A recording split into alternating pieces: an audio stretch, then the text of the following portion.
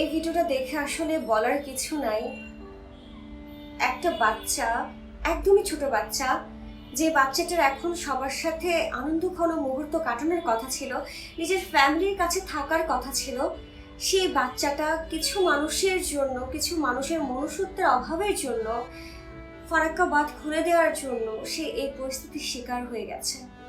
ছোট্ট একটা বাচ্চা, একদমই ছোট বাচ্চা, বোলের মধ্যে বন্যার পানির মধ্যে সে ভাসছে এভাবে। জিনিসটা কতটা মর্মাহত। যারা এই ফারাক্কা বাঁধটা হঠাৎ করে কোনো নির্দেশনা ছাড়া খুলে দিল, তারা কি ভিডিওটা দেখে না? তারা কি বোঝে না যে তারা কতটা বেশি অন্যায় করেছে সবার সাথে?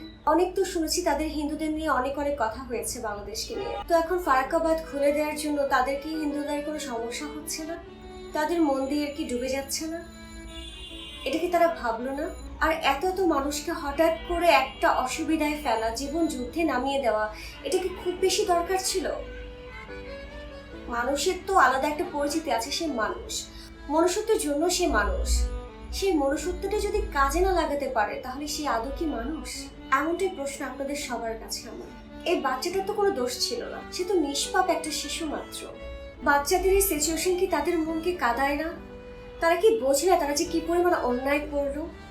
হঠাৎ করে ফারাক্কা বাঁধ খুলে দেওয়া, কাউকে কোনো কিছু না বলা, বন্যার পানি ভাবে ছেড়ে দেওয়া, জিনিসটা খুব বেশি দরকার ছিল। লাখ লাখ মানুষ এখন বিপদে। কেন হলো এমনটা? আমরা তো এমন বাংলাদেশকে দেখতে চাইনি। আমরা বাংলাদেশের সবাই শান্তি চেয়েছি, ভালো থাকতে চেয়েছি, কিন্তু বাংলাদেশের বিপদ যেন একটু একটা কাটছেই না। এমনটা কেন হচ্ছে? আমরা সবাই চাই আমরা সবাই যেন এসব সিচুয়েশন থেকে বের হয়ে আসি, সবাই যেন শান্তিতে থাকি, ভালো থাকি, এবং সবাই যেন অন্যকে সাহায্য করি যতটুকু সম্ভব, যার যতটুকু সামর্থ্য আছে। এখন একতাবদ্ধ হওয়া ছাড়া আর কোনো উপায় নেই। সবাইকে এক হয়ে আমাদের সবকিছু মোকাবেলা করতে হবে। আমি স্মৃতি বিদায় নিচ্ছি এখন। দেখা হবে নেক্সট কোনো ভিডিওতে।